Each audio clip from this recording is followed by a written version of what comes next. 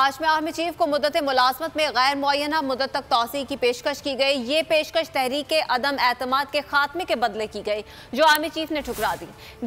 DGISI lieutenant general Nadeem Anjum ने press conference में कहा कि अगर आपका सिपह सालार गद्दार और मीर जाफर है तो आप रात के अंधेरों में क्यों मुलाकातें करते हैं? आपके कॉल और फेल में खुला तजाद क्यों है? DGI ने वाज़ेह किया कि नए आर्मी चीफ की तकर्रुरी वक्त पर होगी।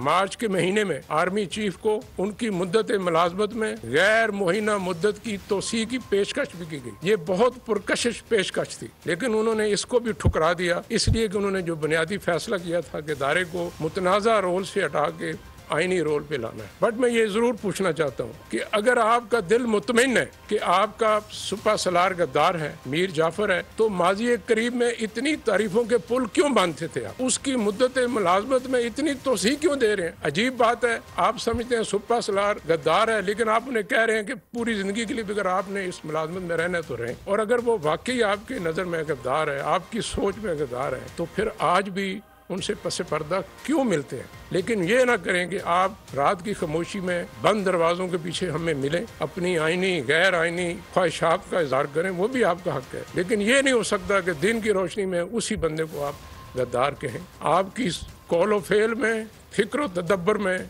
इतना खुला, इतना बड़ा तजाद ठीक नहीं। इसमें किसी को शक नहीं होना चाहिए कि अपॉइंटमेंट अपने टाइम पे होगी इंशाल्लाह, और आईनी तरीकाकार के मुताबिक होगी। There should be no doubt in that. मैं आज आपके सामने लॉन्ग मार्च का ऐलान कर रहा हूं। जुमे को मैं लीड करूंगा उसको।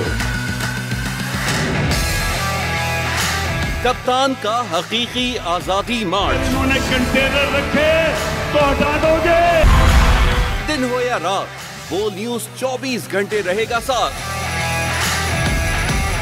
सबसे बड़ी टीम, सबसे मोतबर पैनलिस्ट के साथ, सबसे बड़ी कवरेज।